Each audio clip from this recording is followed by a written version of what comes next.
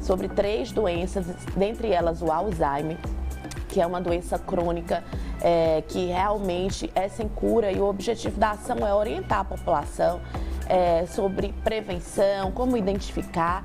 Além do Alzheimer, a campanha Fevereiro Roxo também vem para conscientizar as pessoas sobre o lúpus e a fibromialgia. São doenças diferentes, mas que apresentam 2 pontos em comum. São doenças crônicas e incuráveis. Então, hoje nós estamos com a doutora Glenda Moreira, aqui nos nossos estúdios. Bom dia, doutora Glenda, seja muito bem-vinda. Felicidade ter você aqui na nossa manhã. Obrigada. E é importantíssimo que a gente utilize desses espaços, e aí eu agradeço, né, pela população também, para que a gente vá gerando mais informação, e aí cai numa casa, em outra, e a gente vai fazendo mais diagnóstico precoce dessas situações, né, Raquel? Perfeito. Doutora Glenda, que é uma super referência, ela é médica geriatra. E quando a gente pensa, né, doutora Glenda, sobre envelhecer, hoje o foco realmente é prevenção e qualidade de vida? Sim.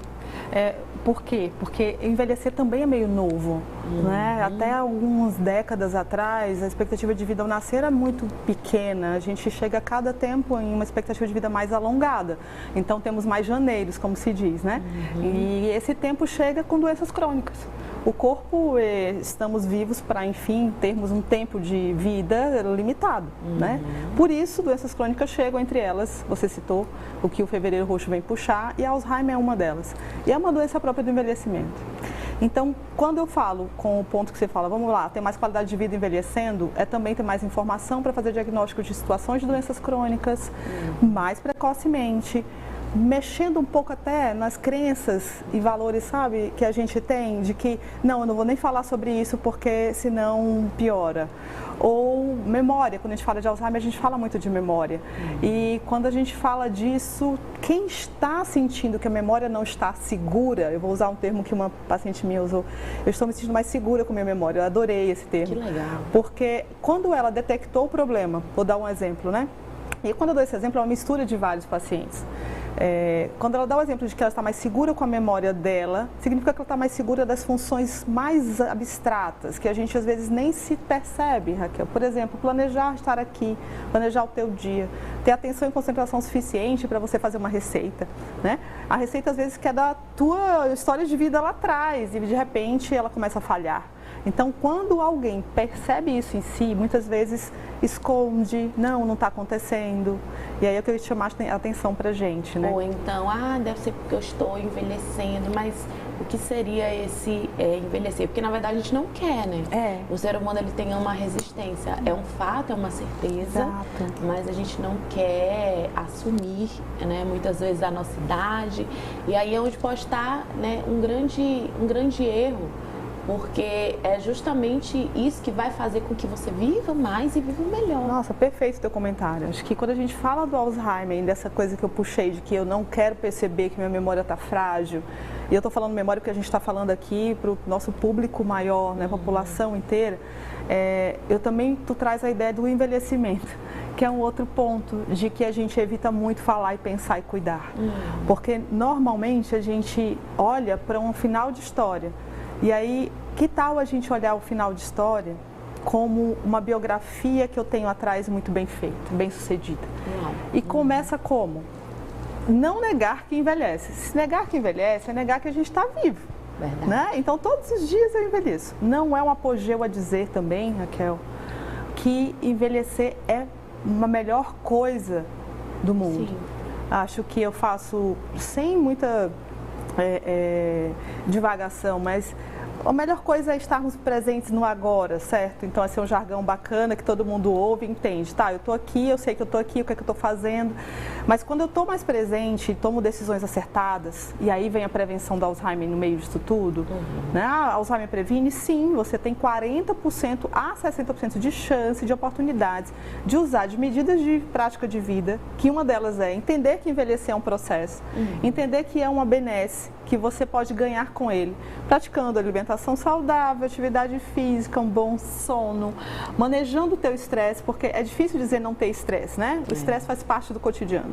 Mas como é que você maneja o teu estresse? Você está dando atenção a quem é a tua família? Isso é uma coisa também das últimas pesquisas. Falo últimas, mas é porque ainda é muita novidade. Sim. Você sabe que a conexão familiar é aqui, quando eu digo familiar, pode ser o biológico, mas também é quem está agregando, né, os grandes amigos, afetivos. Essa conexão é uma das que, quando se perde, tá, você entra num processo de saúde mental muito desafiante, é um desafio gigante, e que entra em sintomas depressivos, ansiosos, e isso é fator de risco para Alzheimer. Olha aí, gente. Então assim, a neurociência mostra a conexão como, vamos dizer assim, a chave mestra de todo o processo. Porque vamos dizer que eu e você, isoladas do mundo, a gente ia ter estímulo para comer bem? Não. Para fazer uma vida saudável? Baseado em que meta? Então, quando a gente fala em conexão, a gente fala em meta, em motivo, em motivação, para eu estar lá fora, né? Inclusive para a gente se prevenir, para cuidar dessa vida que pode chegar aos 80, 90 ou 100, com capacidade de decisão. Acho que essa é a cerejinha, né, que a gente precisa ver. E como que é importante, né, esse raio afetivo, de apoio e familiar também estar presente para ajudar a identificar muitas vezes aquilo que o próprio paciente nega ou não consegue perceber ou não quer aceitar, e está ali como realmente um apoio para ajudar, né, se diagnosticado realmente, como conviver com o Alzheimer, por exemplo, de uma forma saudável. Boa, faz parte do processo de adoecimento. Quando você tem um indivíduo adoecido, você vai ter em volta pelo menos 3 ou 4 pessoas assim, que se impactam com o teu adoecimento. E o Alzheimer não é uma doença que chega e vai embora amanhã, como uma gripe, um resfriado, uma Covid, uma pneumonia. Ela fica num processo progressivo de perdas. Não é um progressivo que eu perco e ganho depois. Então, hoje, como é incurável e nós não temos algo que na medicina ainda, nem farmaceuticamente falando, que evite a progressão, a gente tem remédios que manejam os sintomas, ou seja, se tem agitação, né, a memória muitas vezes que está num fraquejo muito rápido, algumas medicações que já temos mais de 2 décadas em uso, estacionam, mas a quem cuida, ela é uma pessoa, geralmente familiar, sofre primeiro com o impacto de também não quero acreditar que está acontecendo. Muitas vezes de forma inconsciente age com uma negação. Não, vai passar. Não, é o envelhecimento. Está tornando natural o que não é.